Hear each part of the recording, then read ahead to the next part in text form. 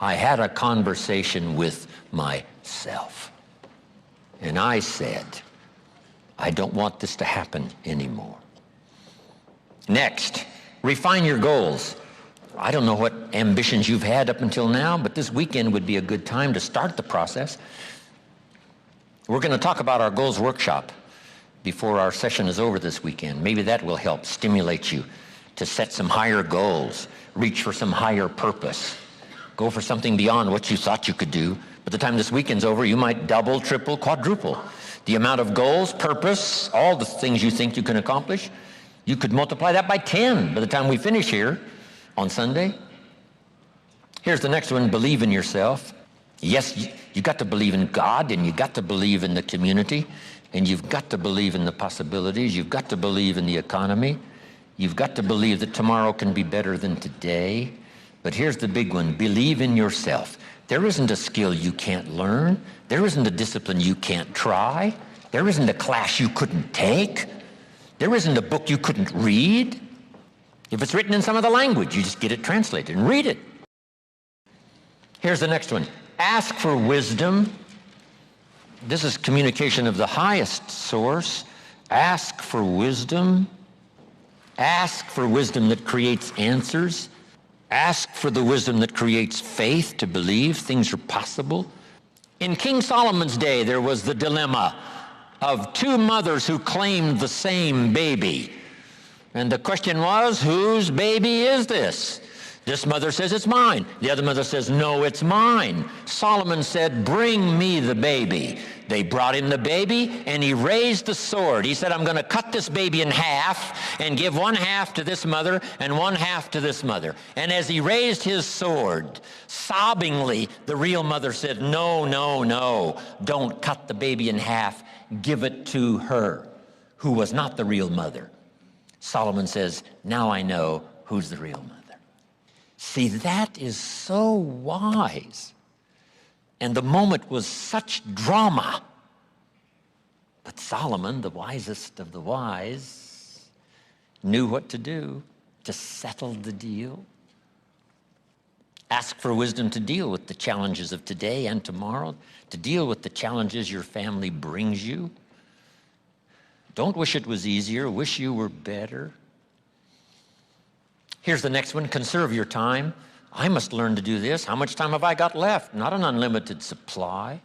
How many of these weekends can I do? Not 1,000, just a few, maybe a handful. Sometimes we get faked out. Bill Bailey says, the average person says, I got 20 more years. No, Bill says, you got 20 more times. If you go fishing once a year, you've only got 20 more times to go fishing. Not 20 years. That fakes you out. I got 20 years. No, 20 times. See, that brings it right down to the real stuff. 20 times.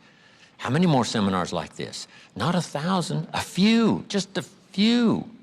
So would I mumble and stumble? Would I give you less than my best when I've only got a few more to give? And the answer is no, of course not.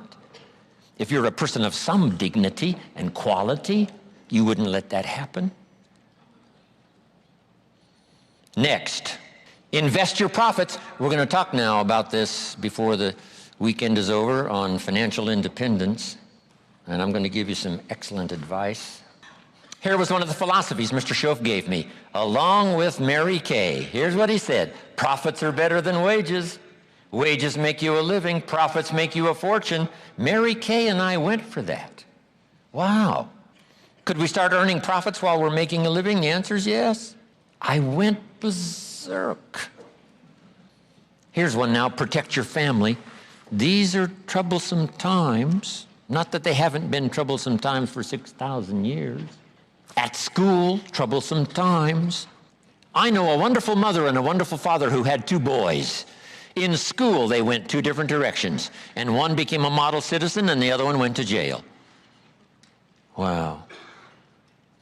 Protect your family as best you can from the hidden dangers, the lurking evil one. Here's the next one, live with intensity. You might as well turn it up a notch or two after this weekend. Why not? Invest more of you in whatever you do. Be a little stronger, be a little wiser, step up your vitality, contribution. Put everything you've got into everything you do, and then ask for more vitality and more strength and more vigor, more heart, more soul. Next, find your place. This one now is so important. If you just work on a job, find the best place where you can serve well. And sure enough, they'll ask you to occupy a better place. And if you keep doing the job well, the guy says, well, if I had a better job, I'd really pour it on. But I got this lousy job, so I just goof off. See, that's the philosophy of disaster. So you've got a lousy job. Do the very best you can. That's your best way out. It's not to do less than you could, but to do the best you can. With that philosophy, your life can take great leaps forward. Here's a Bible phrase that says, if you work on your gifts, they will make room for you. They'll make a place for you. Here's the next one. Demand integrity from yourself. You can't demand integrity from someone else. Integrity is like loyalty. You can't demand it of someone else. You can only demand it of yourself. Be the best example of loyalty, and you'll get some loyal followers. Be the best example of integrity, and you'll have people surround you that have integrity. Lead the way. Next, welcome the disciplines. Can't give you much better advice than that, because disciplines create the reality. Disciplines build bridges, build cities. Disciplines, a well-disciplined activity creates abundance, creates uniqueness, productivity. Next, fight for what's right. It's a fight we're in. The storyteller says, and there was great war in heaven. Wow, you mean way back there? Yes. 1/3 of the angels conspired. I asked Bill Bailey, how long do you suppose it took 1/3 of these angels to get together? Did they conduct meetings? I don't know. Bailey says the storyteller doesn't say. I said, then we're supposed to use our imagination. I don't know. It does say finally the great war occurred. And the 2/3 prevailed and the 1/3 lost. One of the writers of later scripture, here's what he said, I fought a good fight. See, that's extraordinary to be able to say. I fought for my kids, and I fought for what was right, and I fought for my good health, and I fought to protect my company, and I fought for a good career that would bless my family. I fought a good fight. It's good to fight. The encroachment. Opposites are in conflict, and we're in the middle. And if you want something valuable, you got to fight for it. Then this writer also said, not only have I fought a good fight, he said, I fought a good fight and I kept the faith. See, that's the deal. Keep faith with your family. Fight like crazy and keep faith. Fight the enemy and keep faith.